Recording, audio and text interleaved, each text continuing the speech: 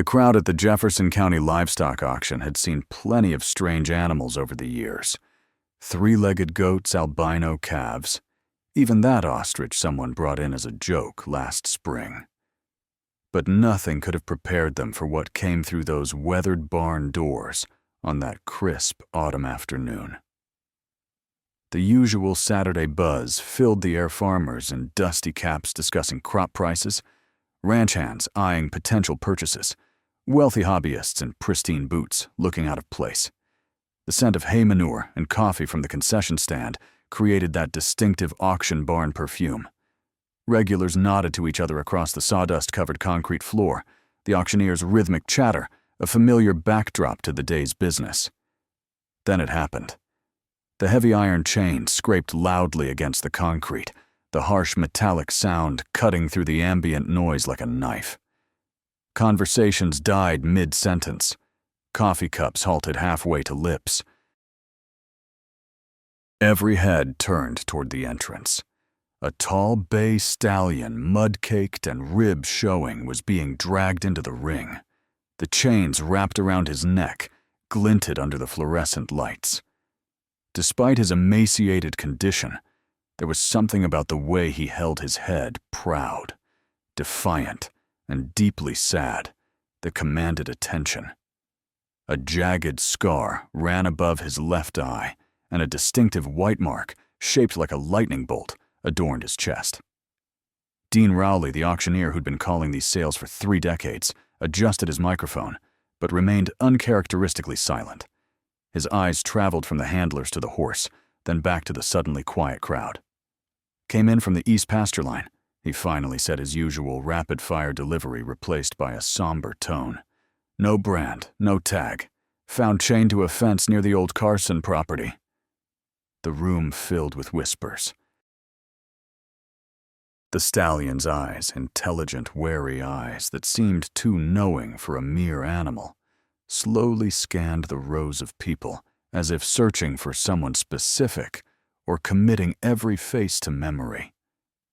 In the front row sat Jack Sullivan, a 76-year-old former horse trainer who hadn't attended an auction in over a decade. His weathered hands spotted with age and marked with the calluses of a lifetime of hard work, gripped the armrests of his folding chair. Though his hair had gone silver and his face bore the deep lines of age, he still carried himself with the straight-backed posture of the Vietnam veteran he was. He'd only come today because his granddaughter Emma had begged him to bring her. But when the stallion entered, every muscle in Jack's body went rigid. His breathing stopped. His knuckles turned white against the metal chair arms. Beside him, 9-year-old Emma, a freckle-faced girl with her late father's eyes, tugged gently at his flannel sleeve and whispered, "Grandpa, that's thunder, isn't it?" Jack couldn't respond.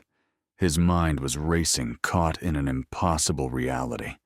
Thunder was the name of a horse he'd trained and lost nearly 20 years ago, the same night his son David died in a barn fire, a horse he believed had burned along with the building.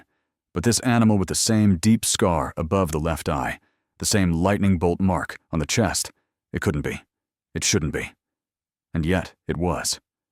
2 rows back, Hazel Thornton, now in her 80s, gasped and dropped her purse. Her frail hands shook as she leaned forward. "That horse died," she said aloud, her voice cracking. "I was there. I saw the fire. He's gone." Others began murmuring, confused and uneasy. Old-timers who remembered the Sullivan tragedy exchanged glances. Something impossible was happening in their ordinary auction barn.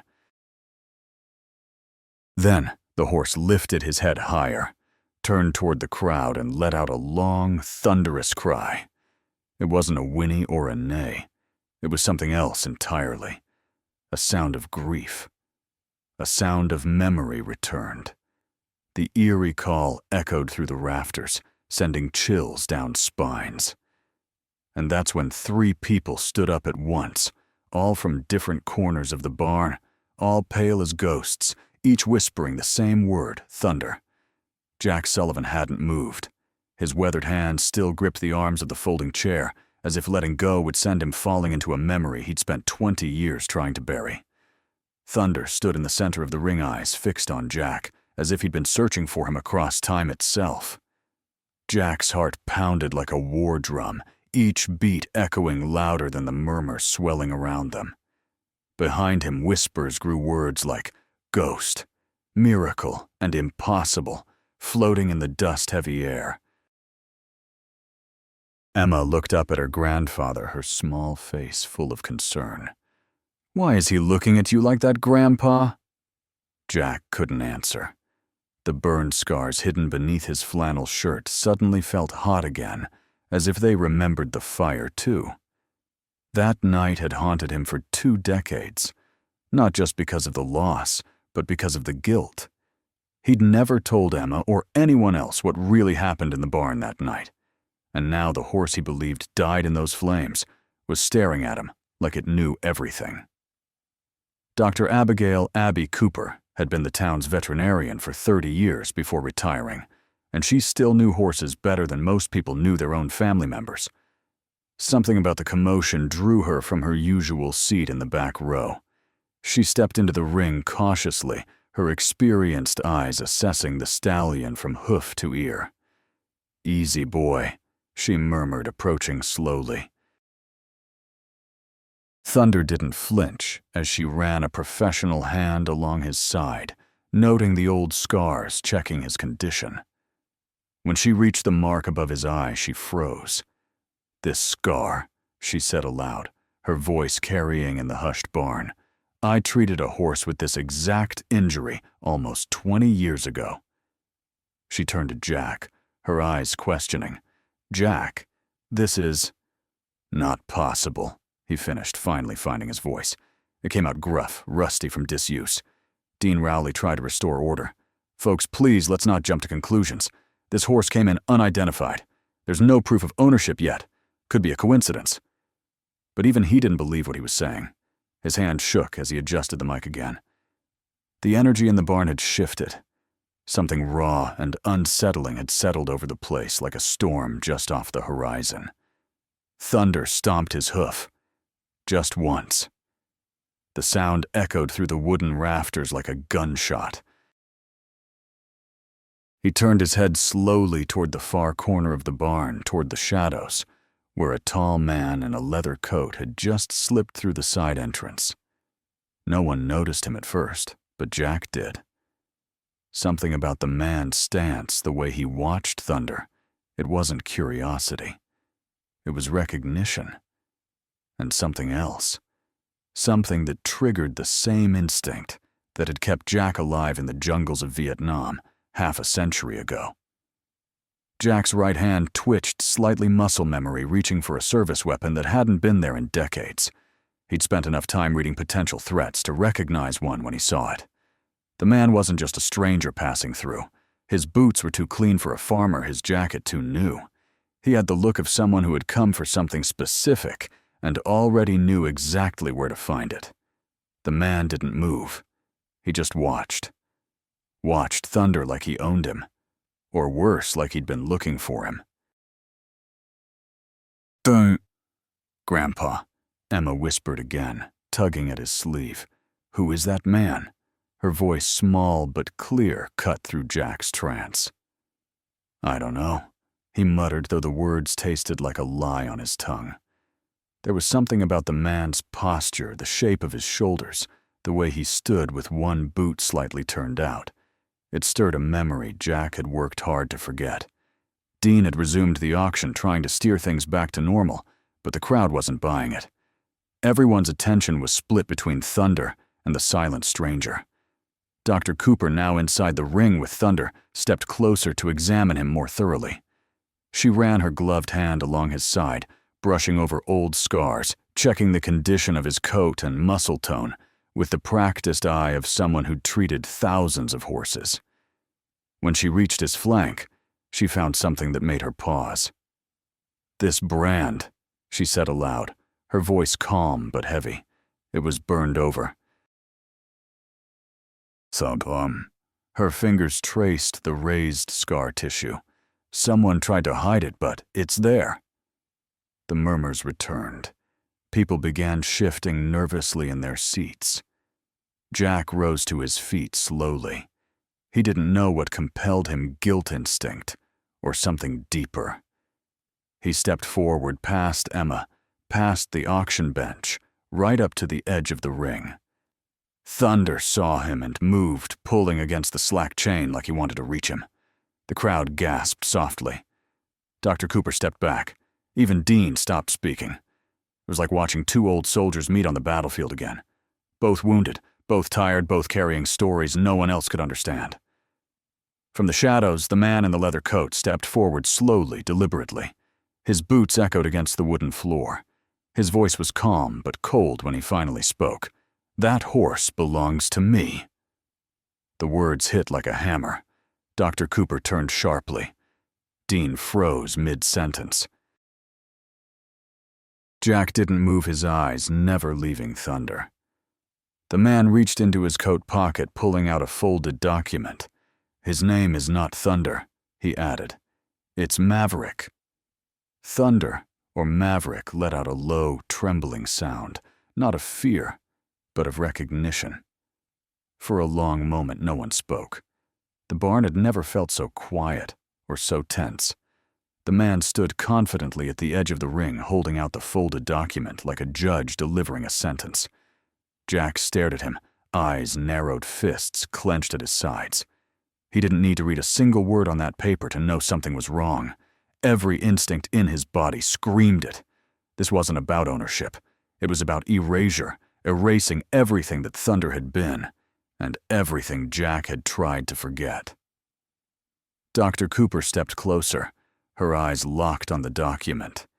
She took it gently, unfolded it, and scanned the worn, creased pages.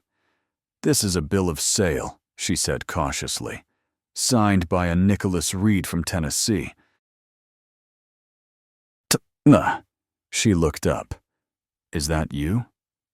The man gave a small nod. "I bought him fair and legal 7 years ago from a breeder outside Nashville. His name was Maverick then, and it still is."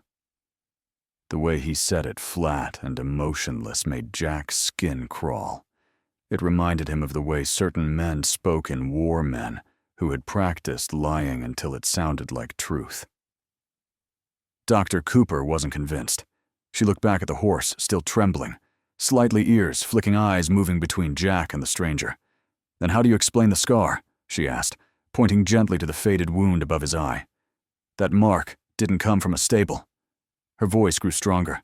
"That's from a barn fire. I know. I treated a horse with that exact injury almost 20 years ago." Her voice was steady, but her hands trembled slightly as she handed the document to Sheriff Mike Harmon, who had been called to the auction by one of the attendees sensing trouble. Nicholas Reed didn't flinch. "Horses get scars. Doesn't mean it's the same animal. You're all seeing what you want to see." He turned to the crowd. "Look, I don't want trouble.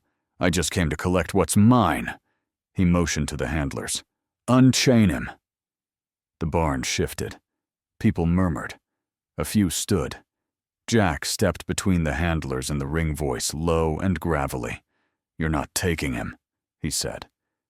The air crackled with tension. Dr. Cooper stepped beside Jack. Dean Rowley, sweating now, looked between them like a referee out of his depth. "Let's all calm down," Sheriff Harmon said, his hand resting casually near his holster. "We can sort this out legally." But it was too late for calm. Thunder moved again, this time toward Jack, slow and deliberate. He stopped just inches from the railing, lowered his head, and let out a low, aching breath. Jack reached out instinctively, and Thunder pressed his forehead against the old man's palm. Gasps rose from the crowd. Nicholas Reed's jaw tightened, and in that moment, deep in the silence that followed, Emma's voice rang out from the front row, clear and steady. "Then why does he only remember my grandpa?" Her words echoed through the barn, like a stone dropped in still water. No one had an answer. Not even Nicholas Reed, who now looked like a man realizing he was no longer in control of the room. His grip on the paper tightened. His jaw worked silently, as if trying to come up with something convincing, but the damage had already been done. All eyes had turned to Thunder, who remained pressed against Jack's open hand, breathing deep and steady like he was finally home. Dr. Cooper watched carefully, her eyes softening. She had worked with horses her entire life, trained them, healed them, lost them, and she knew one thing with absolute certainty. Horses don't fake recognition. They don't perform. That kind of connection, especially after years apart, was something you couldn't manufacture. "Mr. Reed," she said carefully, "you may have paperwork, but that horse doesn't belong to you, not in the way that matters." Her voice wasn't aggressive. It was weary, worn by years of truth people didn't want to hear. Reed's eyes flashed with frustration. "You're all blinded by sentiment. That's what this is. You see an old man, grieving, and a horse with a scar, and you make up some fairy tale." He turned back toward the handlers. "I'll call the state police myself, if no one here has the guts to do their job." Sheriff Harmon raised a hand, his voice firm. "I think we should hold the horse here until this is sorted legally. No one's taking anything tonight." He turned to examine the bill of sale more carefully, his trained eye catching details an ordinary person might miss. The notary stamp was slightly off-center. The signature was too perfect, too practiced. "Mr. Reed, I'd like to verify this documentation. We have procedures for disputed ownership." Reed's posture changed slightly. A tightening of the shoulders, a shifting of weight to the balls of his feet. Little things most people wouldn't notice, but Jack did. It was the posture of a man preparing to either fight or run. Jack's hand trembled slightly as it rested on Thunder's neck. Memories were rushing back, some welcome, some not. He remembered the way Thunder used to run across the back pasture at sunrise, how David would laugh, chasing him barefoot through the dewy grass. And he remembered the fire, the screams, the smoke, the sickening sound of a beam collapsing. He had lived with the belief that both his son and Thunder had died that night. But now, with this horse standing beside him, something deeper stirred in his chest, something like guilt and hope tangled together. Suddenly, a quiet voice came from behind the crowd.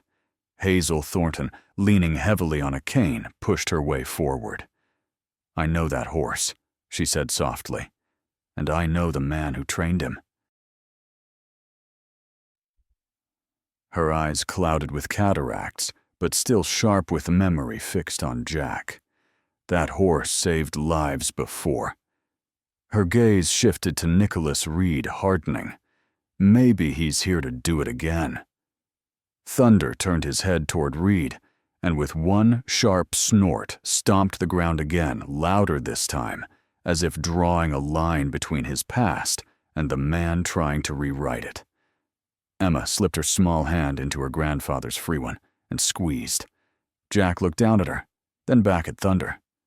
For the first time in 20 years, he felt something like purpose stirring in his chest. Sheriff Harmon made a decision. "The horse stays here for now under county care until we sort this out." He turned to Reed. "I'll need to verify this documentation with Tennessee authorities. Where are you staying in town?"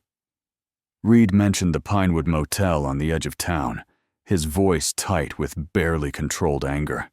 "This is theft," he added. "No, sir," Sheriff Harmon replied evenly. "This is due process. You'll get your day in court if it comes to that." He gestured to one of his deputies who had arrived. "Deputy Collins will escort you out, and I suggest you stay available." As Reed was led away, his eyes locked with Jack's for one brief moment. In that instant, Jack saw something that chilled him to the bone, not just anger or frustration, but recognition. This wasn't a random dispute. This man knew exactly who Jack was, and there was history there buried, but not forgotten. After Reed left, the crowd began to disperse, the regular auction business forgotten in the wake of the drama. Dr. Cooper arranged for Thunder to be moved to a secure stall behind the auction house with a deputy posted nearby. "Jack," she said quietly as they walked Thunder to his temporary quarters, "that horse remembers you. I've never seen anything like it."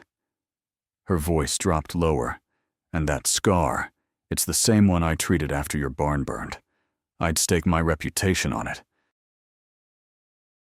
Jack knotted his throat tight with emotion he couldn't express. "I know," he finally managed. Emma walked alongside them, her eyes never leaving Thunder.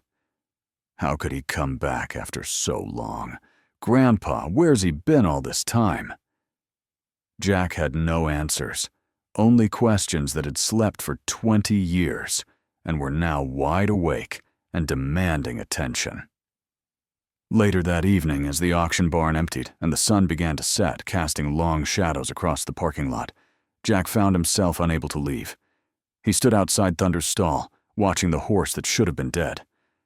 "I thought you were gone," he whispered, his voice rough with emotion, "just like David." Thunder nickered softly, pushing his nose against the stall door, eyes fixed on Jack with an intelligence that seemed almost human. "You want to know something, old boy?" Jack continued glancing around to make sure no one could hear him talking to a horse. "Not a day goes by that I don't think about that night. About what I could have done differently." The horse stamped once, as if in disagreement. "There was nothing you could have done, Grandpa." Emma's voice startled him. She'd wandered back after getting hot chocolate from the concession stand. "Dad always said you were his hero." Jack looked down at his granddaughter, surprised. "He said that?" Emma nodded. "Mom told me, before she didn't finish. She didn't need to. Jack's daughter-in-law, Emma's mother, had passed 3 years ago, leaving Emma in his care. Another loss in a life that seemed defined by them. Your dad was the real hero," Jack said softly. "And this horse," he looked back at Thunder, "it was special to your dad. They were inseparable." Thunder nickered again, softer this time, almost like he was agreeing. Dr. Cooper approached, carrying a medical bag. "I'm going to check him over more thoroughly," she explained. "Make sure he's healthy after whatever journey brought him here." She paused, looking at Jack carefully. "You should go home, get some rest. This has been quite a shock." Jack nodded but made no move to leave. "I'll stay a bit longer." Dr. Cooper understood. "I'll give you some time with him. Come on, Emma. You can help me get my equipment ready." As they walked away, Emma looked back over her shoulder at her grandfather, concern in her young eyes. She'd never seen him like this, shaken, vulnerable, almost afraid. Jack waited until they were out of earshot before speaking again to Thunder. "If you're really back, then everything I thought I knew about that night is wrong." His voice dropped to a whisper. "And if you survived, what else did I miss?" The question hung in the air between them, unanswered but pressing. The past wasn't as settled as Jack had forced himself to believe, and that realization was terrifying. As the last light faded from the sky, Sheriff Harmon returned, his expression grim. "Jack got a minute." They stepped away from the stall, out of Thunder's earshot. "I called the Tennessee Registry. There's no record of this horse being sold to anyone named Nicholas Reed 7 years ago." He lowered his voice. "And the notary stamp on that bill of sale belongs to someone who died 8 years ago." Jack's expression hardened. "So he's lying." "Appears that way. But here's the thing. Why go to all this trouble for a horse, even a valuable one?" The sheriff studied Jack's face carefully. "Unless there's more to it." Jack looked back at Thunder, who was watching them intently, ears forward as if trying to listen. "Mike, that horse was in my barn the night it burned down. The night my son died. I identified David's body myself, but I never saw Thunder's remains. The fire marshal said an animal carcass was recovered, but you never verified it was Thunder," the sheriff finished for him. "I couldn't.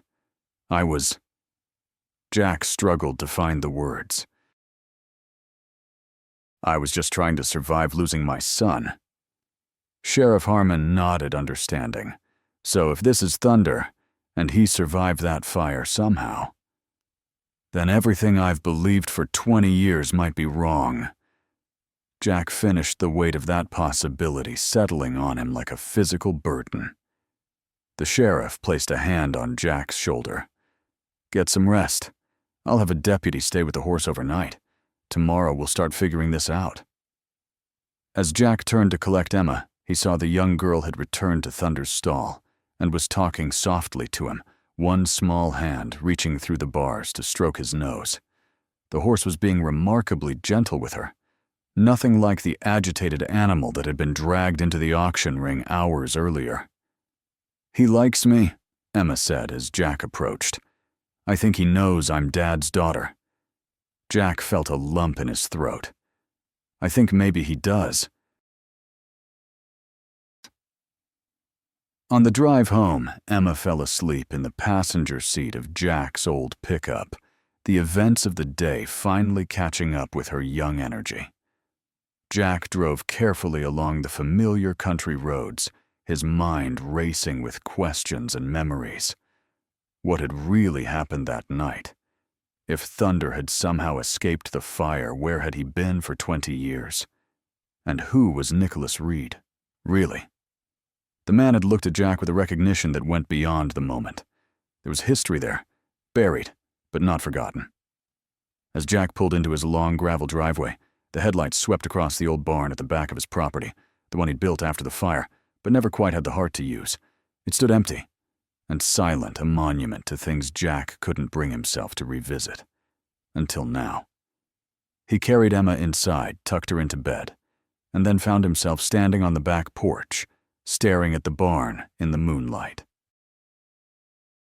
For the first time in 20 years, he felt compelled to go inside. The door creaked as he pushed it open, dust motes dancing in the beam of his flashlight. Everything was as he'd left it years ago, empty stalls unused, tack saddle covered in a tarp that had belonged to David. Jack moved slowly through the space, memories washing over him with each step. In the corner, behind a stack of old hay bales, he found what he was looking for, a small wooden box he'd never been able to bring himself to open after the fire. With trembling hands, he lifted it and brushed off the dust. Inside were photographs, David as a teenager, sitting proudly atop Thunder. David and Jack had competition trophies between them. In one, Jack had forgotten a young man standing in the background of a family photo, his face half turned away but still recognizable, a younger version of the man who now called himself Nicholas Reed. Jack sank onto an old feed barrel, the photograph trembling in his hand.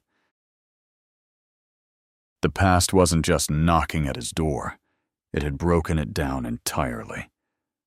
What really happened that night? He whispered to the empty barn. For the first time in 20 years, he allowed himself to say the words aloud. That fire wasn't an accident. The admission hung in the silent air, a truth finally acknowledged. And somewhere across town, a horse that should have been dead, paced in his stall, a living testament to a past that refused to stay buried. Sometimes, the strongest bonds in life aren't recorded on paper. They're written in memory and blood, in the silent understanding between a man and the animals he's trained. As Jack closed the box and made his way back to the house, he knew one thing with absolute certainty: he would not let Thunder go again. Not without discovering the truth, no matter how painful it might be. The reckoning was coming, 20 years overdue. And this time, Jack Sullivan would be ready. Jack Sullivan didn't sleep that night. He sat on the porch long after Emma had gone to bed, long after the last stars had faded into the gray of early morning. Thunder, or Maverick if the papers were to be believed, was being held in a secure pen behind the auction barn under temporary custody, pending the sheriff's investigation. But Jack already knew in his bones and his breath that was his horse, the one he'd trained, the one he'd raised, the one he thought had burned to death with his son. The memories were like embers, quiet until you stirred them. Jack could still smell the smoke, hear the frantic neighing, feel the suffocating heat of that night. The fire had started just after midnight. He remembered hearing something outside, the sharp crack of wood, the distant flash of orange in the black sky. By the time he got there, the barn was almost gone. His son David had been inside, and so had Thunder. Only one body had ever been recovered. Jack had buried that night deep, pretending it didn't leave questions behind. But now the questions were staring him in the face. The most terrifying one wasn't whether Thunder was truly his horse. He knew the answer to that already. The real question was what Thunder's survival meant about everything else Jack had accepted about that night. He pulled the photograph from his pocket, the one he'd found in the barn hours earlier. The young man in the background, half turned away from the camera, was unmistakably a younger version of the man now calling himself Nicholas Reed. But Jack knew him by a different name, Nathan Reed, the quiet, troubled young man who had worked for Jack back when David was alive, the one who disappeared right after the fire. "You were there that night," Jack whispered to the photograph, his voice harsh in the pre-dawn stillness. "You knew exactly who that horse was yesterday." As the first rays of sunlight touched the horizon, Jack made a decision. He wouldn't just wait for Sheriff Harmon to solve this mystery. He would face it head-on, the way he'd faced everything in his life, from the jungles of Vietnam to raising his granddaughter alone after losing his son and daughter-in-law. He went inside, brewed a pot of coffee strong enough to strip paint, and began making calls to old friends who might remember Nathan Reed. Back at the auction barn, Dr. Abigail Cooper hadn't gone home either. She stood by Thunder's pen, arms folded, watching him in the early light. He didn't sleep much. He paced, then stood still like he was waiting for something. Or someone. "You remember him, don't you?" she whispered. Thunder's ears flicked. His tail swayed gently. The scar above his eye caught the first rays of sunlight. It was old, older than 7 years. That much was certain.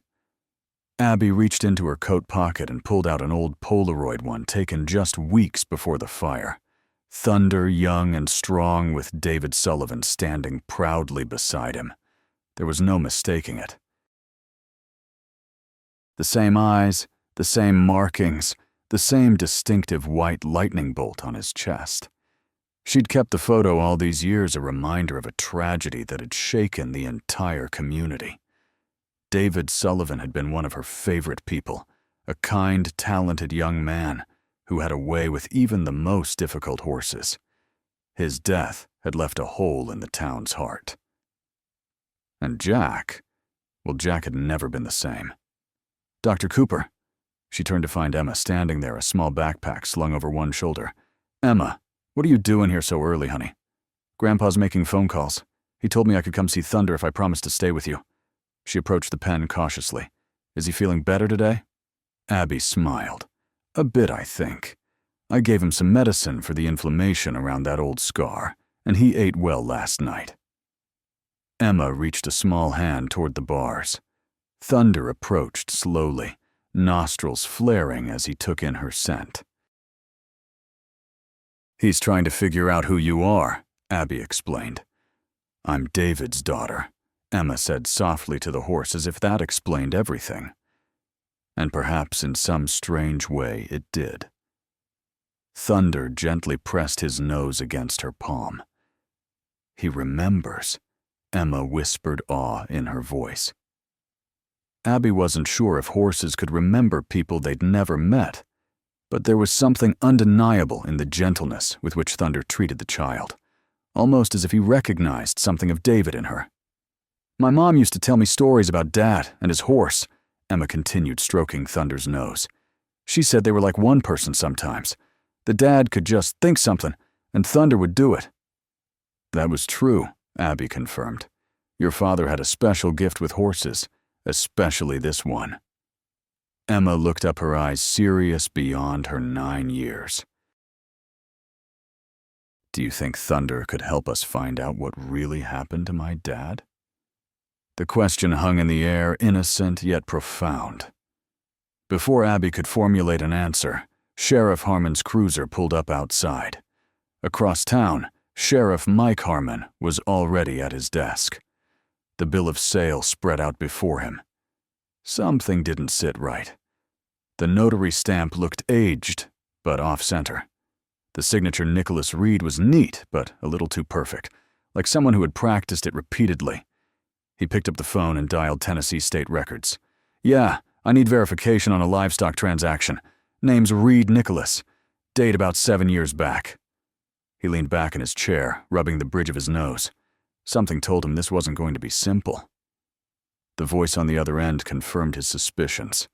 No record of any Nicholas Reed purchasing a horse matching Thunder's description 7 years ago. More concerning, the notary, whose stamp appeared on the document, had died 8 years before the date on the bill of sale. Mike swore under his breath and grabbed his hat. Something bigger was unfolding, and he'd let it go on too long already. When he arrived at the auction barn, he found Dr. Cooper and Emma, with Thunder the little girl feeding the horse apple slices from her palm. "Morning, Doc. Emma." He tipped his hat. "How's our disputed equine today?" "Better," Abby replied, "but still underweight and showing signs of past mistreatment. Someone hasn't been treating him well, Mike." The sheriff nodded grimly. "Well, it wasn't this Nicholas Reed character, at least not legally. Tennessee has no record of him purchasing this horse, and that notary stamp belongs to someone who died 8 years ago." Abby's expression hardened. "I knew it. That man is a fraud. Question is why?" Mike glanced at Emma, then lowered his voice. "Why go to all this trouble for one horse unless there's more to it?" "There is," Abby said, matching his quiet tone. She pulled out the Polaroid. "This is Thunder, 20 years ago with David Sullivan. Same scar, same markings. This is Jack's horse, Mike, the one that supposedly died in that fire." The sheriff studied the photo, his law enforcement instincts kicking into high gear. If this horse survived, then maybe the official story about that night isn't the whole truth. Abby finished for him. Mike's radio crackled. "Sheriff, come in."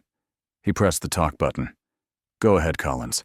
"Sir, you're going to want to come back to the station. That Reed fellow, he's checked out of the Pinewood Motel. Manager says he left before dawn. And sir, we found something in the room. Something you need to see." Mike exchanged a look with Abby. "Keep Thunder secure. I'm putting another deputy on watch." He turned to Emma. "Where's your grandpa this morning, sweetheart?" "Making phone calls at home. He said he's trying to remember things." The sheriff nodded. "Tell him to stay put until I can talk to him." He headed for his cruiser, mind racing. Nicholas Reed, or whoever he really was, hadn't just left town. He was running, and people only ran when they had something to hide.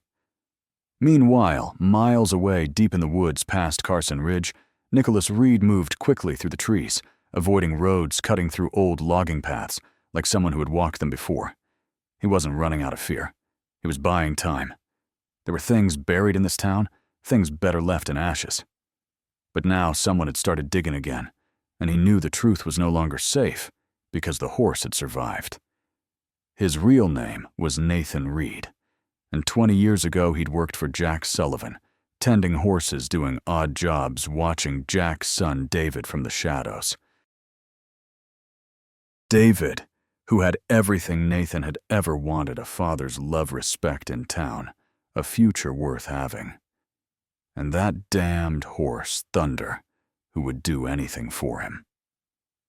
Nathan checked his watch, then the position of the sun. He needed to reach the old Miller cabin before noon. Everything he needed was their money. New ID, the means to disappear again. He'd been careful all these years, building a new identity, staying away from Jefferson County. But when he heard rumors of a bay stallion with a distinctive lightning mark being found in the next county over, he knew his past had found him. He'd come back to claim the horse before anyone recognized it to finish what he'd started 20 years ago. But he hadn't counted on Jack Sullivan being at that auction, or the old vet remembering the scar, or that little girl asking the one question no one could answer: then why does he only remember my grandpa? Nathan increased his pace, ignoring the burn in his lungs.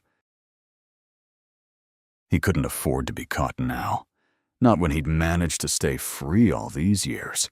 Not when no one had ever connected him to that night. Back at the Sullivan farm, Jack was on the phone with Hank Miller, who had been the fire marshal back when the barn burned. "Hank, I need to know if there was anything unusual in that report. Anything that didn't add up." There was a long pause on the other end. "Jack, we've been friends a long time. Why are you digging this up now?" "Because Thunder's alive." Another pause longer this time. "That's not possible. We found a horse carcass in the ruins. A horse, Hank, not necessarily Thunder. I never identified the remains. Jack's voice caught. "I was focused on David." Hank's sigh carried over the line. There were some inconsistencies. The fire spread too fast for a simple electrical short, and we found traces of accelerant, but the lab results were inconclusive. With the storm that night, evidence was contaminated. Jack's grip on the phone tightened. "You never told me this. You were burying your son Jack. What good would it have done? We had no suspects, no proof of arson. Just questions. And now I have a new one," Jack said, his voice hardening. "Did you ever interview Nathan Reed, young guy who worked for me back then?" "The name's in the file. We talked to all your employees. He had an alibi, said he was at the Pinewood Motel that night with a girl. She confirmed it." "Who was she?" "Can't remember off the top of my head. It's in the report." "I need to see that report, Hank." "Jack." Hank hesitated. "If you're right, if someone set that fire, deliberately be careful. 20 years is a long time to keep a secret. People who've killed once won't hesitate to do it again." After hanging up, Jack sat at his kitchen table, the implications settling on him like a physical weight. If the fire wasn't an accident, if someone had deliberately set it knowing David was in there. The front door opened and Emma called out, "Grandpa, Sheriff Harmon wants to talk to you. He says it's important." Jack rose to meet them, noticing immediately the grim expression on Mike's face. "What happened?" "Reed's gone. Checked out of the motel before dawn. But he left something behind." Mike reached into his pocket and pulled out a small plastic evidence bag. Inside was a torn photograph. Jack recognized it immediately, David, with Thunder the same photo Abby had shown him earlier. On the back, scribbled in shaky handwriting, "It wasn't supposed to happen like that." Jack's blood ran cold. "He knew," he whispered. "He was there that night." Mike nodded gravely. "There's more. The motel manager recognized him, but not as Nicholas Reed. He knows him as Nathan Reed. Says he used to rent a room monthly about 20 years back. Always the same room, always paid in cash." The pieces were starting to fit together in Jack's mind, forming a picture he had been blind to for 2 decades. "Nathan worked for me," he said quietly. Quiet kid kept to himself. He was interested in David. Used to watch him train. Thunder asked a lot of questions. I thought he was just eager to learn. Jack's voice hardened. He disappeared right after the fire. I never connected the dots.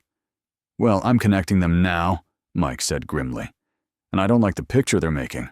I've got deputies searching the area, but if he knows these woods, he could be anywhere." "I know where he's going," Emma said suddenly. Both men turned to her in surprise. "Thunder told me." Jack knelt down to his granddaughter's level. "What do you mean, sweetheart?" "When I was feeding him apples this morning, he kept looking toward the hills. Dr. Cooper said horses sometimes remember routes they've taken before. She said Thunder might be trying to tell us something." Mike and Jack exchanged glances over Emma's head. "Carson Ridge," Jack said slowly. "The old Miller cabin. It's the only shelter in that direction, and Nathan would know it from when he worked for me. We used it for overnight trail rides." "It's worth checking," Mike agreed. "I'll take a couple deputies' approach from the road." "I'm coming with you," Jack stated, his tone leaving no room for argument. Mike studied his old friend for a long moment. "Jack, this isn't a good idea. If Reed is who we think he is, if he did what we're starting to suspect, he's dangerous." "I've faced worse in Nam," Jack said grimly, "and I've waited 20 years for answers. I'm coming." Mike knew better than to argue with that tone. "Fine. But you stay back when we get there. and Emma stays with Dr. Cooper. As they prepared to leave, Emma tugged at Jack's sleeve. "Grandpa, are you going to bring Thunder home?" Jack looked down at his granddaughter, seeing so much of David in her eyes. "Yes," he promised. It's time he came home. While Mike organized his deputies, Jack retrieved something from the back of his closet, an old service pistol he'd kept cleaned and maintained out of habit more than intention. He hoped he wouldn't need it, but 20 years of unanswered questions had taught him to be prepared for the worst. By midday, the town was buzzing with rumors. Word had spread fast Nicholas Reed's name wasn't real. The horse from the auction might be Jack Sullivan's long-lost Thunder, and old secrets were bubbling to the surface like oil and water. People who had seen Thunder in the auction ring were now questioning everything they thought they knew about the tragedy that had struck the Sullivan family 2 decades ago. Old-timers who hadn't left their homes in months were suddenly calling the sheriff's office with memories of the fire and of Nathan Reed, the quiet young man who had slipped away from town shortly after. And in the center of it all stood Jack Sullivan, the man who had spent 20 years running from a past that refused to stay buried. Dr. Cooper had moved Thunder to her small veterinary property outside town for safer keeping. As she checked his vital signs and treated the inflammation around his old scars, she couldn't help but think about the role this animal might play in finally bringing closure to a 20-year-old wound. "You're a miracle," she told the horse, softly stroking his neck, "and maybe, just maybe, you're going to help set things right." Thunder nickered softly, as if in agreement. Meanwhile, Emma sat in Dr. Cooper's office, leafing through an old photo album the veterinarian had given her. It contained pictures of her father that she'd never seen David Sullivan at horse shows. David helping deliver a foal. David grinning broadly with his arm thrown around Thunder's neck. "Your dad was special," Abby told her, bringing her a cup of hot chocolate. "He had a way with animals that I've rarely seen since. They trusted him completely." Emma studied a particular photo intently. "Who's that?" she asked, pointing to a figure in the background, a young man watching David from a distance, his expression unreadable. Abby looked closer. "That's Nathan Reed, I think. He worked for your grandfather back then." "He's the man from the auction," Emma said with absolute certainty. "The one who called himself Nicholas. The one who wanted to take Thunder." Abby felt a chill run through her. The child was right. The young man in the photograph was unmistakably a younger version of the man who had presented the fraudulent bill of sale. "Emma, how would you feel about taking a little drive?" Abby asked, an idea forming. "I think Sheriff Harmon and your grandpa need to see this." As they gathered their things, Thunder suddenly became agitated in his stall, whinnying loudly and pawing at the ground. "What's wrong with him?" Emma asked, concerned. Abby frowned. "I'm not sure. Let me check him." But as she approached the stall, she realized Thunder wasn't displaying signs of distress or pain. He was displaying signs of alertness, of anticipation. His ears were pricked forward, his nostrils flared, his whole body tense, but not fearful. "He senses something," Abby said slowly. Then, with sudden clarity, "or someone." She hurried Emma back inside and locked the doors, then called the sheriff's office. "This is Dr. Cooper. I need a deputy at my clinic immediately. I think Nathan Reed might be here." While they waited, Thunder's agitation grew. He paced his stall, occasionally stopping to stare intently toward the tree line that bordered Abby's property. Emma watched him through the window, transfixed. "He's trying to tell us something," she insisted. Abby wasn't sure if she believed in such things, but after 40 years of working with animals, she had learned never to dismiss their instincts. And Thunder's every instinct seemed to be firing at once. When Deputy Williams arrived 20 minutes later, Abby directed him to check the perimeter. "The horse is acting like there's someone out there," she explained. The deputy looked skeptical, but agreed to look around. He returned 10 minutes later, shaking his head. "Nothing out there, Doc. No tracks, no disturbance. Horse must be spooked by a coyote or something." But Abby wasn't convinced. Neither was Emma. "Call my grandpa," the little girl insisted. "Tell him Thunder knows something."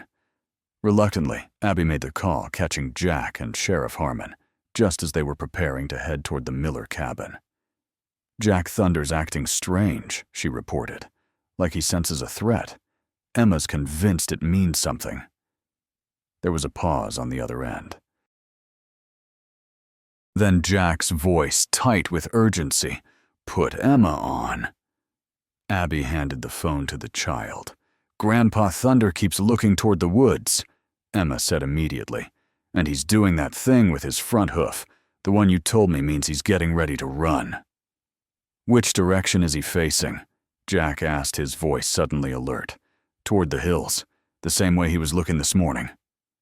Jack covered the phone and said something to Sheriff Harmon that Abby couldn't hear. Then he returned. "Emma, I want you and Dr. Cooper to stay inside with the deputy. Lock the doors. Don't go near the windows." "What's happening, Grandpa? I think Thunder's trying to warn us. Nathan might be coming for him." After hanging up, Jack turned to Mike. "We need to split up.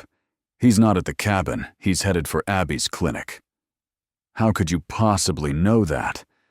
"Because that horse always had a sixth sense about people, especially people who meant him harm. And if he's acting the way Emma described, it's because Nathan is nearby."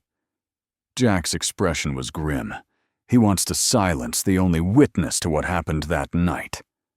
Mike was skeptical, but he'd learned long ago not to dismiss Jack Sullivan's instincts. "All right, I'll take 2 deputies to Abby's place. You and Deputy Ellis head to the cabin as planned. If Reed isn't at either location, at least we've got both places covered." As they parted ways, Jack felt a strange calm settle over him. For 20 years he'd been running from the truth, burying his questions beneath layers of grief and guilt. Now, finally, he was running toward answers. Whatever they might be, however painful, he was ready to face them. The old Miller cabin stood in a small clearing on Carson Ridge, its windows boarded up, its roof partially collapsed from years of neglect. As Jack and Deputy Ellis approached cautiously, Jack was struck by how much smaller it looked than in his memories. This had been a place of joy, once weekend trips with David campfires under the stars. Thunder tethered nearby while father and son talked late into the night. Now it stood as a silent witness to the passage of time, to dreams unfulfilled and paths not taken. "Stay behind me, Mr. Sullivan," Deputy Ellis whispered, drawing his service weapon. Jack nodded, though his hand instinctively moved to the pistol concealed beneath his jacket. Some habits never died, especially those formed in combat.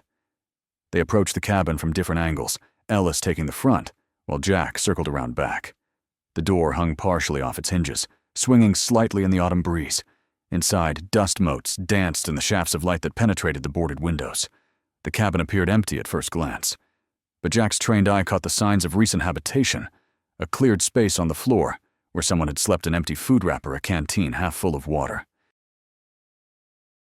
"Someone's been here," he called to Ellis. "Recently."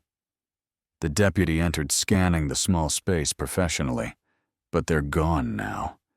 He picked up the wrapper. Still soft. Couldn't have left more than a couple hours ago. Jack's attention was drawn to something carved into the wooden wall beside the fireplace. Stepping closer, he felt his breath catch. There, etched deeply into the wood, were 2 sets of initials, DS plus TS. David Sullivan plus Thunder Sullivan. Below it, carved with a different hand, more jagged and angry NR. "He was here," Jack said quietly, "and he wanted us to know it." As they continued searching the cabin, Jack found something tucked between 2 floorboards, a small leather-bound notebook, its pages yellowed with age. He flipped it open to find a journal written in a tight, cramped hand that he recognized immediately. It was David's. With trembling fingers, Jack turned to the last entry dated the day before the fire. "Thunder spooked today when Nathan came into the barn. Never seen him react like that to anyone. Dad says I'm imagining things, but I'm starting to wonder if there's something off about the guy. The way he watches me when he thinks I'm not looking.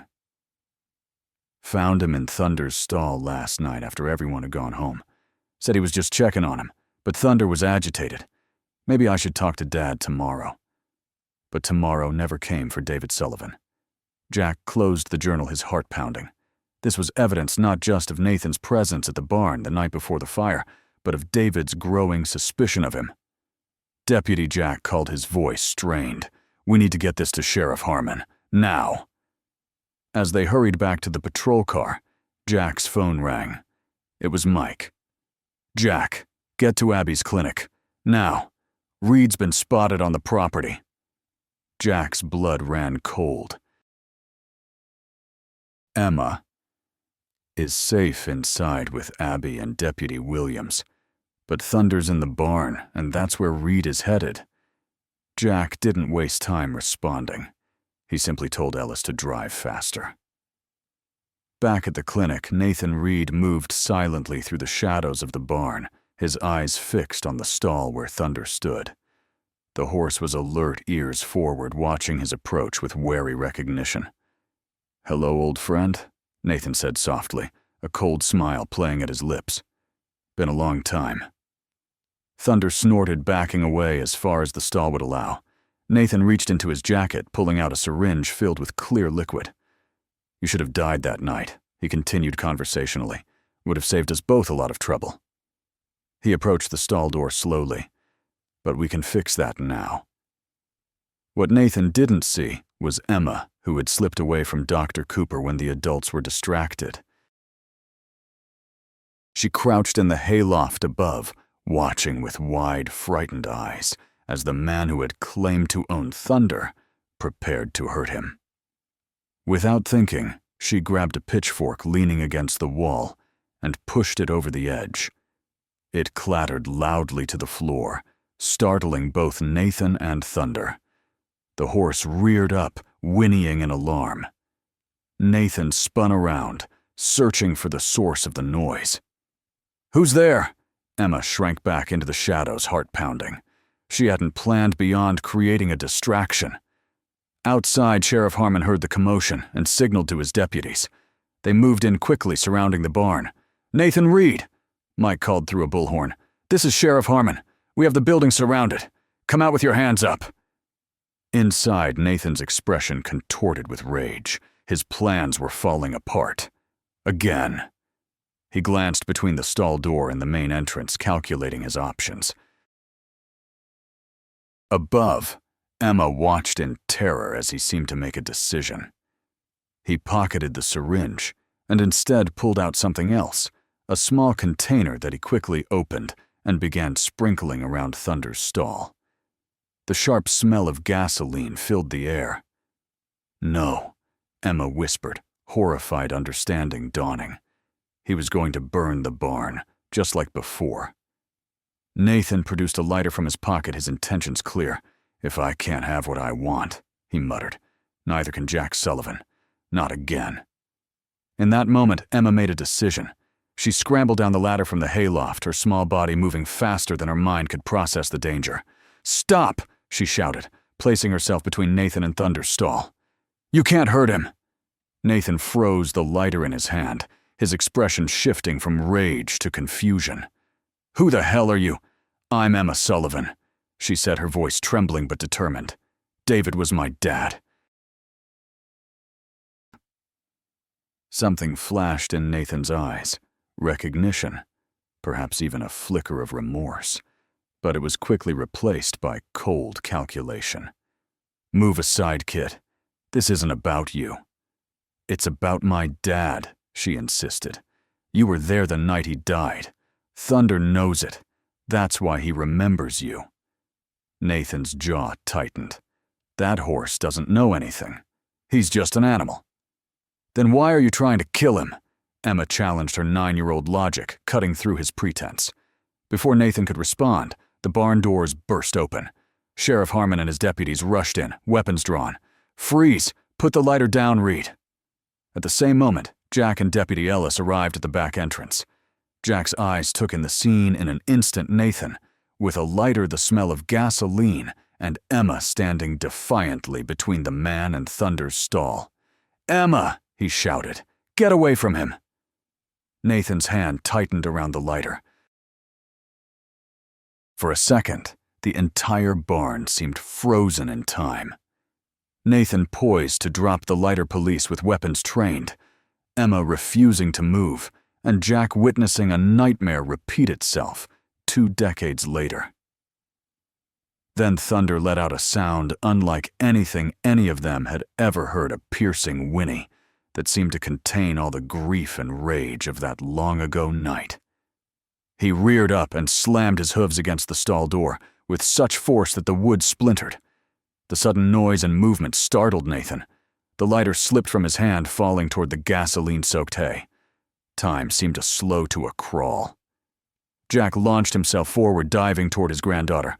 Sheriff Harmon and his deputies surged toward Nathan, and the lighter tumbled through the air, its flame flickering. Just before it could land, a gust of wind from the open barn door caught it, pushing it slightly off course. It landed on bare concrete, instead of the soaked hay, its flame extinguishing on impact. For a beat, no one moved. Then everything happened at once. Jack pulled Emma safely away. Deputies tackled Nathan to the ground, and Thunder broke through his damaged stall door, moving protectively toward Emma and Jack. As they led Nathan away in handcuffs, he looked back once at Jack, his expression unreadable. "It wasn't supposed to happen like that," he said quietly. "David wasn't supposed to be in the barn that night. It was just supposed to be the horse." Jack stared at the man who had destroyed his family, who had kept secrets for 20 years, who had nearly repeated his crime today. "Why?" he asked, simply the question that had haunted him for 2 decades. Nathan looked away. "Because David had everything. Your love, that horse, a future. I had nothing. I just wanted him to know what that felt like, to lose something he loved."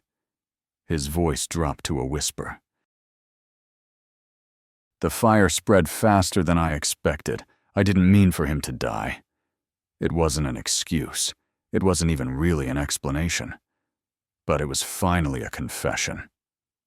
As Nathan was led to the patrol car, Jack turned to his granddaughter and the horse that had somehow miraculously survived to bring this moment of truth. "You okay, sweetheart?" he asked Emma, his voice rough with emotion. She nodded, her small hand reaching out to stroke Thunder's nose. "He protected me, Grandpa, just like Dad said he always protected him." Jack looked at Thunder, seeing not just a horse, but a connection to his son, a living memory that had carried truth through 20 years of silence. "Let's take him home," Jack said softly. "It's long past time." As they prepared to leave, Dr. Cooper approached with Thunder's medical records. "His microchip ID," she explained, handing the papers to Jack. "The original from 20 years ago. It matches the scan from yesterday." Her eyes were bright with unshed tears. "It's really him, Jack. He's come home." By sunset, word had spread throughout the town.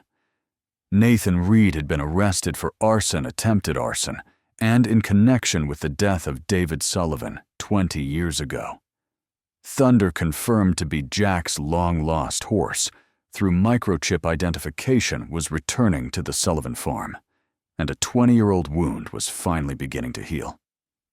Jack led Thunder up the long driveway to his farm, Emma walking beside them. The old barn at the back of the property, empty for so many years, would soon have a resident again. Thunder seemed to recognize the place, his pace quickening as they approached. As they reached the barn, Jack hesitated at the door. He hadn't used this building in years, had barely been able to look at it without remembering the other barn, the one that had burned with his son inside. Emma slipped her hand into his. "It's okay, Grandpa. Dad would want Thunder to be here." Jack nodded, swallowing hard. Together they led Thunder inside to the stall Jack had built, but never used, the one he'd made specifically with Thunder's measurements in mind, back when hope was still a possibility, rather than a memory. Thunder entered the stall without hesitation, turning once in a circle before settling as if he'd never been away. He looked at Jack with those intelligent eyes, and for the first time in 20 years, Jack felt something like peace. "Welcome home, old friend," he whispered. Later that evening, as Emma slept and Jack sat on his porch watching the stars come out, Sheriff Harmon stopped by. "Thought you'd want to know," he said, settling into the chair beside Jack. "Reed's confessed to everything. Setting the fire, falsifying documents to claim Thunder all of it. Said he found the horse by accident about 8 years ago at a ranch in Tennessee. Recognized him immediately and bought him under a false name." "Why keep him all those years?" Jack asked. "Why not just finish what he started?" Mike shook his head. Hard to understand the mind of someone like that. Maybe it was some twisted form of penance or control, having the one thing that connected him to that night. They sat in silence for a moment, two old friends contemplating the strange paths life could take. "He'll be charged with manslaughter at minimum," Mike continued. "DA is pushing for second-degree murder. With the confession and evidence, he'll be away for a long time, Jack." Jack nodded, grateful, but not triumphant. No prison sentence would bring David back. "How's Emma handling everything?" Mike asked. A small smile touched Jack's lips. "She's already planning riding lessons. Says Thunder told her he wants to run again." Mike raised an eyebrow. "That horse tell her anything else?" "That some bonds can't be broken," Jack replied quietly. "Not by fire, not by time, not by all the lies in the world." He looked toward the barn where Thunder was finally home. "I think he might be right." In the quiet darkness of the countryside, stars twinkling overhead, an old soldier who had survived war fire and heartbreak felt something shift inside him, like a key turning in a lock that had been rusted shut for 20 years. It wasn't forgiveness exactly. It wasn't even really closure. But it was perhaps the beginning of healing. And for now, that was enough. The following morning dawned clear and cool, the autumn light casting long shadows across the Sullivan farm. Jack woke early, as had been his habit since Vietnam. For a moment he lay still, the events of the previous day washing over him like a tide.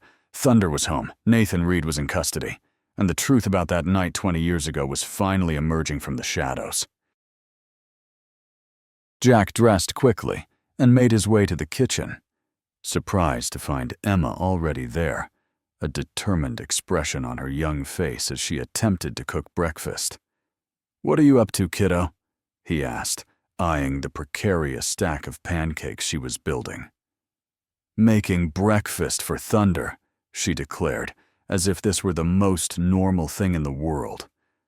"Dr. Cooper said he needs extra food to get healthy again." Jack smiled despite himself. "Horses don't eat pancakes, Emma. They eat hay oats apples." "I know that," she replied with the exasperated patience only a 9-year-old could muster. "These are for us. I'm cutting up apples for Thunder." Jack watched her for a moment, struck by how much she resembled her father in her quiet determination. David had been the same way once he set his mind to something wild horses couldn't drag him away from it. "Let me help you with that," he offered, moving to take the knife from her small hands. Together they prepared a special breakfast for Thunder-sliced apples, carrots, and a handful of sugar cubes that Jack pretended not to notice Emma slipping into her pocket. Outside, the morning mist was just beginning to lift as they approached the barn. Jack felt a momentary tightness in his chest, the familiar echo of grief that had been his constant companion for 2 decades. But it was different now, somehow less consuming. The truth had a way of lancing even the deepest wounds, allowing them finally to begin healing.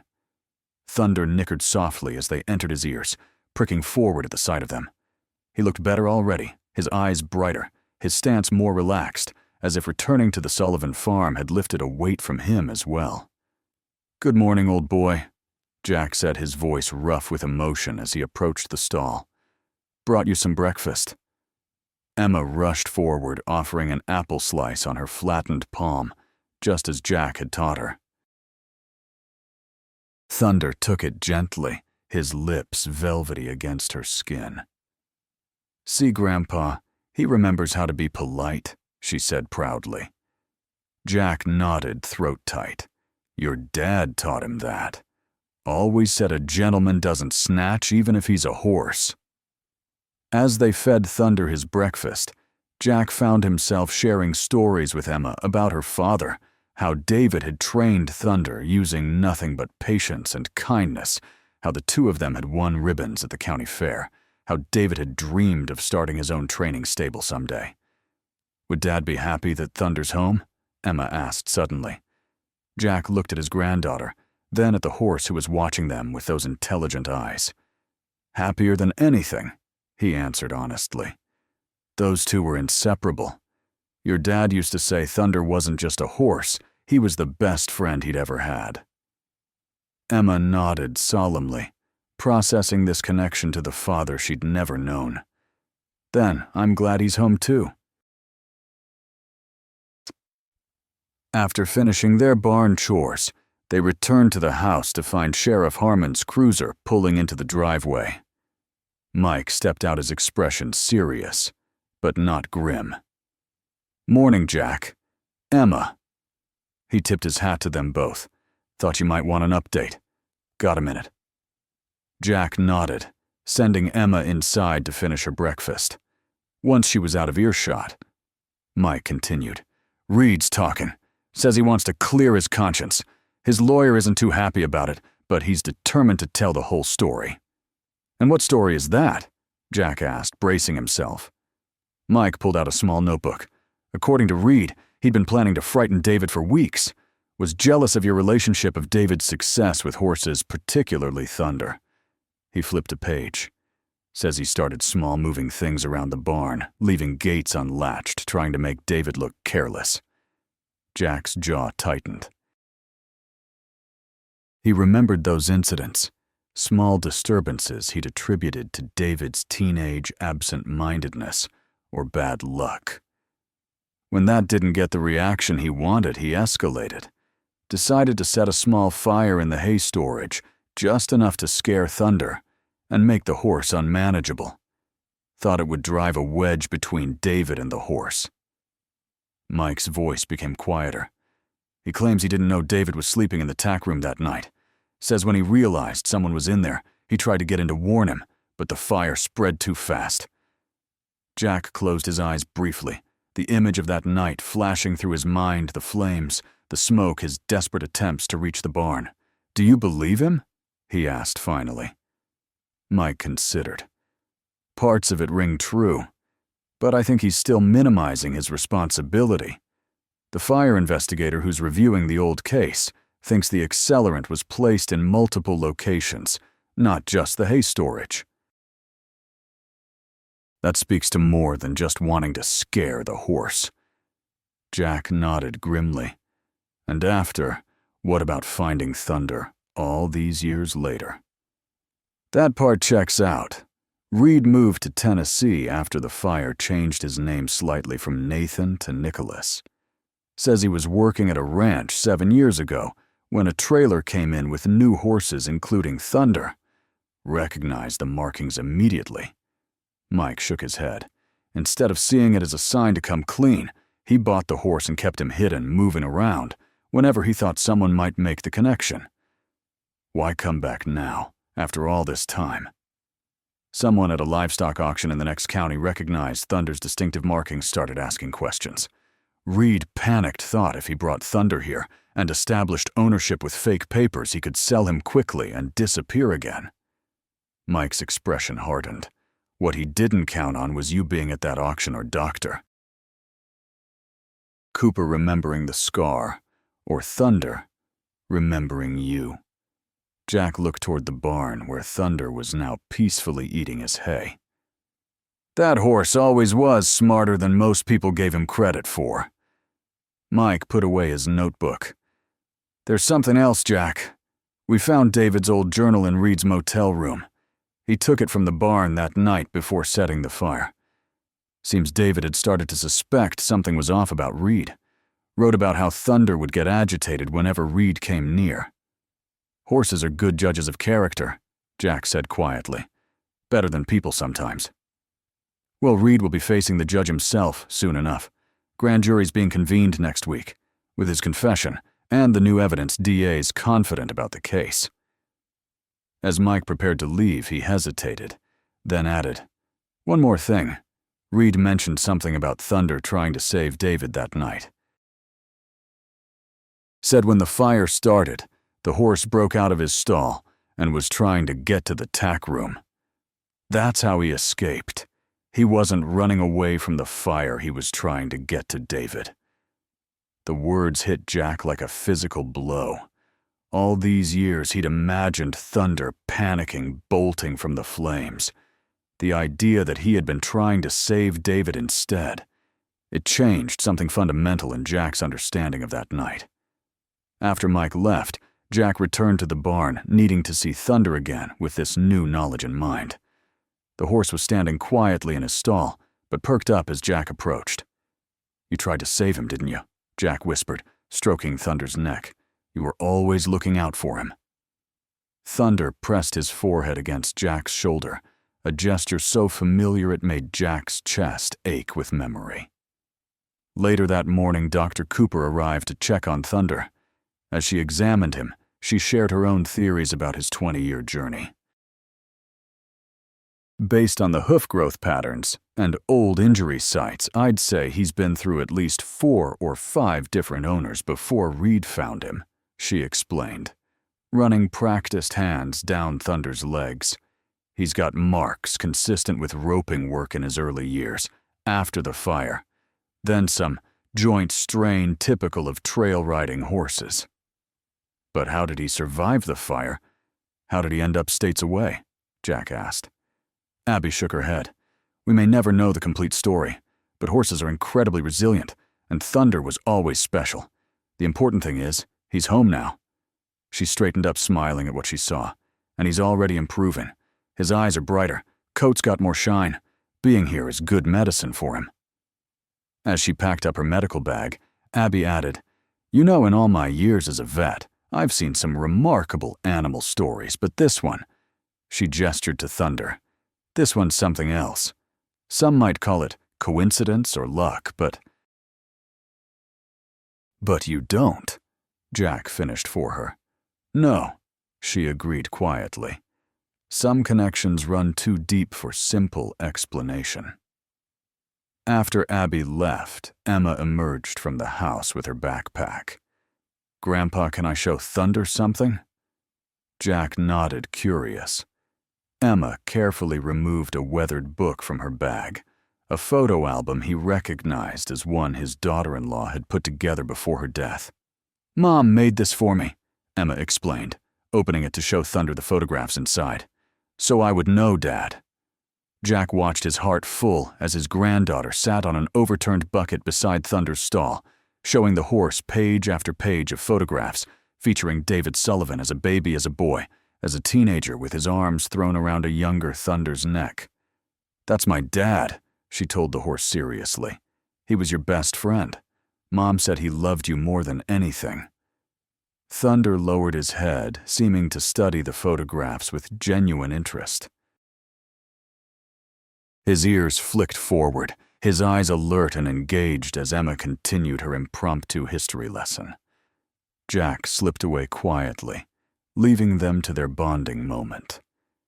He walked to the far end of the property to a small rise where a single oak tree stood. Beneath it was a simple stone marker, David's memorial. Jack hadn't been able to bring himself to visit it regularly over the years, the grief too raw, too consuming. Today felt different. He stood before the stone, tracing the engraved name with weathered fingers. "He's back, son," Jack said quietly. "Thunder's home, and that man, the one who took you from us, he'll face justice now." He paused, throat working. "Your little girl is getting to know your horse. Wish you could see them together. She's got your spirit your way with animals." The breeze rustled through the oak leaves overhead, the only answer to his words. But for the first time in 20 years, the silence didn't feel empty. It felt peaceful. When Jack returned to the barn, he found Emma had progressed from showing Thunder photographs to reading him stories. The horse stood attentively at his stall door, head lowered to her level as she read from her favorite book about a girl and her horse who have grand adventures together. "I think he likes this story," she told Jack without looking up. "His ears go forward when it gets exciting." Jack smiled. "Smart horse. Always did appreciate a good story." That afternoon, visitors began arriving at the Sullivan farm. Neighbors, old friends, people who remembered David and Thunder from before. They came bearing gifts, fresh hay, homemade horse treats, even a new halter embroidered with Thunder's name. Each had their own memory to share their own piece of the story, to add to the growing tapestry of Thunder's return. Hazel Thornton, now 84, and leaning heavily on her cane, insisted on seeing Thunder for herself. "My Harold sold that colt to you," she reminded Jack, her eyes bright with memory despite her frail appearance. "Said he was the finest horse he'd ever bred, but too spirited for an old man like him. Needed a young hand like your David." Jack helped her to a chair, positioned near Thunder's stall. The elderly woman reached out a trembling hand, which Thunder gently nuzzled. "You remember me, don't you?" she whispered. "I used to bring you apples when you were just a gangly colt." She looked up at Jack, tears gathering in her faded eyes. Miracles do happen, Jack Sullivan, even after all these years. As word spread through the county, local news reporters arrived eager to cover the remarkable story of a horse returned from the dead and a 20-year-old mystery finally solved. Jack was reluctant at first, his private nature balking at the attention, but Emma convinced him. "Thunder's story should be told, Grandpa," she insisted. "So people know that good things can happen even after sad ones." Out of the mouths of babes, Jack thought relenting.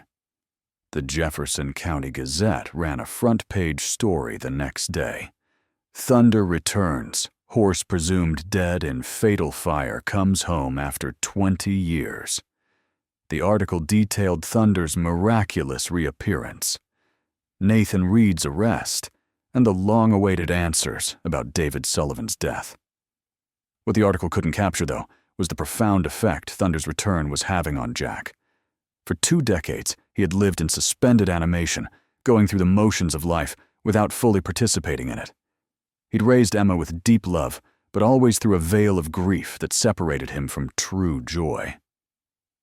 Now, as he watched Emma leading Thunder around the paddock, showing him where the best grass grew, and chattering away about her school day, Jack felt something he'd almost forgotten hope. Not just the momentary lift of good news, but the deep, abiding hope that comes with healing, with moving forward, rather than merely existing. 3 days after Thunder's return, Sheriff Harmon arrived with more news. DA's adding fraud charges to Reed's case, he reported. Turns out he's been using multiple aliases over the years, running small scams in different counties. Thunder's just the latest in a pattern. Jack shook his head, still unable to fully comprehend the twisted path that had led them all here. "Has he said anything more about that night?" Mike nodded grimly. "His story's evolving as we press him. Now admits he knew David sometimes slept in the tack room, especially when a horse needed overnight monitoring. Claims he forgot that night, but our arson investigator doesn't buy it. The accelerant patterns suggest he was trying to cut off escape routes." Jack absorbed this, a cold anger settling in his bones. He meant for David to die. "Looking that way," Mike confirmed quietly. "I'm sorry, Jack." After the sheriff left, Jack found himself back at Thunder's stall, seeking comfort in the horse's steady presence. Thunder seemed to sense his distress, gently butting his head against Jack's shoulder in a gesture of solidarity. "You knew all along, didn't you?" Jack murmured, stroking the white lightning mark on Thunder's chest. "You knew what kind of man he was." Thunder nickered softly in response, his intelligent eyes fixed on Jack's face. The sound of a vehicle coming up the driveway drew Jack's attention. He stepped outside to find Dr. Cooper's truck pulling in, but it wasn't just Abby inside. Beside her sat a distinguished-looking older gentleman Jack vaguely recognized. "Jack," Abby called as she stepped out. "Hope you don't mind the surprise visit. This is Dr. James Whitfield from the State University Veterinary School. He specializes in equine behavior and trauma." I told him about Thunder, and he was fascinated. Dr. Whitfield approached with a respectful nod. "Mr. Sullivan, it's an honor. Dr. Cooper has told me about your horse's remarkable journey. With your permission, I'd like to meet him." Jack hesitated, protective of Thunder, after all he'd been through. He's still settling in. "I understand, completely," Whitfield assured him. "I won't disturb him. I'm merely interested in observing how he's readjusting after such an extraordinary experience. Horses that survive trauma often develop unique behavioral patterns. Thunder's case could help us understand how to better treat other traumatized animals." Put that way, Jack couldn't refuse. He led them to the barn where Thunder was enjoying a fresh flake of hay. The horse looked up as they entered, immediately alert to the stranger's presence. Dr. Whitfield stayed back, observing quietly as Thunder assessed him. "Remarkable awareness," he murmured. "Most horses wouldn't maintain such focused attention." "Thunder's always been sharp," Abby explained, "even before the fire." "May I?" Whitfield asked, gesturing toward the stall. Jack nodded, watching carefully as the veterinarian approached Thunder, slowly speaking in low, gentle tones. Thunder remained alert, but not alarmed, allowing Whitfield to eventually stroke his neck. "His response to human interaction is exceptional, especially considering what he's been through," Whitfield commented. "No sign of the fear response I'd expect from an animal with his history." "That's just Thunder," Jack said simply. "He's always had a way of rising above circumstances." Dr. Whitfield spent over an hour observing Thunder, taking notes, and occasionally asking Jack questions about the horse's behavior before the fire. As they concluded, the veterinarian turned to Jack with genuine amazement in his eyes. "Mr. Sullivan, in my 30 years studying equine behavior, I've never encountered a case quite like Thunder's. His resilience, his apparent recognition of you after all these years, his bond with your granddaughter, it's extraordinary. With your permission, I'd like to document his case for future research." Jack considered, then nodded. "If it helps other horses, I reckon Thunder wouldn't mind being famous." After the veterinarians left, Emma raced into the barn, freshly home from school. "Grandpa, Miss Johnson says I can do my special project on Thunder. She says his story is unprecedented. That means it never happened before." Jack smiled at her enthusiasm. "That sounds like a fine project, sweetheart. What will you include?" Emma's face grew serious with concentration. "Everything. How he was your horse and Dad's horse, how he got lost in the fire, how he found his way back to us after so long, how he helped catch the bad man." She looked up at Jack, her eyes wide. "Do you think Dad helped him find his way home?" The question caught Jack off guard, its innocent profundity striking him to his core. He knelt down to Emma's level, choosing his words carefully. "I don't know for sure, Emma. There are some things in this world that don't have easy explanations. But I do believe that love leaves a trail, and your dad loved Thunder very much." Emma nodded, satisfied with this answer. "I think Dad would be happy now." "I think so too," Jack agreed softly. That evening, as Jack sat on his porch watching the sunset paint the sky in shades of orange and gold, he reflected on the extraordinary turn his life had taken. A week ago, he had been a man defined by loss, by absence. Now, with Thunder's return and the truth about David's death finally emerging, he felt like he was waking up from a long, cold winter. The sound of hooves on grass drew his attention. Emma was leading Thunder around the paddock on a lead rope, chattering away to the horse as if they were old friends. The sight filled Jack with a bittersweet joy. seeing his granddaughter with the horse that had meant so much to her father. Later, after Emma was tucked into bed, Jack returned to the barn for a final check on Thunder. The horse was standing quietly in his stall, but nickered softly when Jack approached. "Been quite a week-old boy," Jack said, offering a sugar cube on his palm. Thunder took it delicately, then pushed his forehead against Jack's chest in that familiar gesture that had survived 20 years of separation. "I missed you," Jack admitted quietly. "Missed what you represented the best parts of David, the future we thought we had ahead of us." Thunder's ears flicked forward, listening intently as Jack continued to speak from his heart. "I spent 20 years wondering what I could have done differently that night. If I'd checked the barn earlier, if I'd gone with David instead of staying in the house." His voice caught. "But you know what, I think maybe it wasn't about what I did or didn't do. Some things are just beyond our control." Thunder shifted, moving closer to the stall door, his warm breath ghosting over Jack's hand. "The thing is," Jack continued, his voice dropping to a near whisper, "having you back makes me feel like I've got a piece of him back too. Like maybe the story didn't end that night after all." As if in agreement, Thunder gently bumped his nose against Jack's shoulder. The following Sunday, Jack made a decision. After church services, he drove Emma and Thunder properly loaded in a borrowed trailer to the Jefferson County Cemetery. There, beneath an ancient oak tree, lay David's actual grave. "I haven't been here in a long time," Jack admitted to Emma as he helped her down from the truck. It was too hard. Emma took his hand, understanding in her young eyes. "Pma, but now we have Thunder with us." "That's right," Jack nodded. Thought it was time he visited too. They led Thunder carefully through the cemetery, the horse moving with surprising delicacy between the headstones. When they reached David's grave, Jack removed Thunder's halter, letting him stand free. Emma laid a small bouquet of wild flowers on the grave, while Jack stood silent, head bowed. Thunder remained perfectly still, his ears forward, his intelligent eyes fixed on the headstone, as if he understood exactly where he was and why.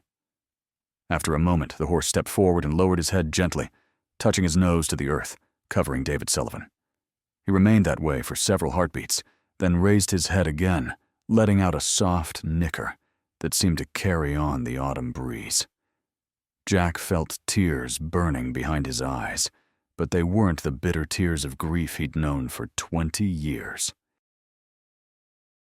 These were different, cleansing, healing tears that acknowledged loss, but weren't consumed by it. "I think," Emma said solemnly, "Thunder's saying hello to Dad." Jack put his arm around her small shoulders. "I think maybe he is." They stayed for a while longer, Jack sharing stories about David with Emma Thunder standing sentinel nearby. As they prepared to leave, Jack felt a sense of completion of a circle finally closing. The trial of Nathan Reed began 6 weeks later. Jack attended each day, sometimes with Emma, when she wasn't in school, sometimes alone. The evidence mounted Reed's confession, the journal David had kept, forensic reevaluation of the fire scene testimony from people who had seen Reed's obsession with David and Thunder developing in the weeks before the fire. When it came time for Jack to testify, he spoke clearly and without hatred, recounting the night of the fire, the years of grief that followed, and the miraculous return of Thunder that had finally set the truth free. When asked how he felt about the defendant, Jack paused, considering. "For 20 years, I lived with questions I couldn't answer," he said finally. "I lived with a hole in my life where my son should have been. Nathan Reed didn't just take David from me that night. He took my peace. He took my ability to remember my son without pain." Jack looked directly at Reed. "But he didn't take everything. Thunder came home. The truth came out. And now, finally, David can rest in peace." The jury deliberated for less than 3 hours before returning a guilty verdict on all counts. Nathan Reed was sentenced to 25 years to life for second-degree murder, arson, fraud, and animal cruelty. As Jack left the courthouse that final day, reporters surrounded him shouting questions. He declined to comment, wanting only to get home to Emma and Thunder. But as he reached his truck, a young female reporter stepped forward. "Mr. Sullivan, one question, please. After everything that's happened, what do you want people to remember about this case?" Jack paused, hand on the truck door. "I want them to remember that truth finds a way," he said simply, "even if it takes 20 years and the memory of a horse to bring it to light." Back at the farm, Emma was waiting with Dr. Cooper, who had stayed with her during the verdict. The moment Jack's truck pulled in, Emma ran to meet him. "Did they find him guilty, Grandpa? Will he go to jail for what he did to Dad and Thunder?" Jack nodded, lifting her into his arms despite his aging back. "Yes, sweetheart. Justice has been served." Later, as the three of them stood by Thunder's paddock, watching the horse enjoy the late afternoon sunshine, Dr. Cooper turned to Jack. "So what now? Where do you go from here?" Jack considered watching as Thunder trotted gracefully around his enclosure, his coat gleaming with health, his eyes bright and alert. In just a few short weeks, the horse had transformed from the beaten-down animal they'd seen at the auction to the magnificent stallion Jack remembered. "Now," Jack said slowly, "we live. We remember David, but we also move forward." He smiled down at Emma. "I was thinking maybe it's time we fixed up that old training ring. Emma's been asking for riding lessons." Abby smiled. Thunder would be a perfect teacher. He always did have patience for beginners. "And you? Jack, what about you?" Jack looked out over his property, the farmhouse that had felt too empty for too long, the barn that now echoed with life again, the fields where David and Thunder had once raced like the wind. "I think maybe I've been half alive these past 20 years, he admitted. Existing, but not really living. Thunder coming back, the truth coming out. It's like waking up from a long sleep." He turned to Abby. "I've got a 9-year-old granddaughter who needs raising a horse with plenty of good years left in him, and maybe some wisdom to share with young folks who want to learn about horses." "Sounds like a good life," Abby observed. "It is," Jack agreed, realizing with surprise that he truly meant it. "It really is." As the sun began to set, casting long shadows across the paddock, Thunder trotted over to where they stood. He reached his head over the fence, nickering softly to Emma, who laughed and offered him the apple she'd been saving in her pocket.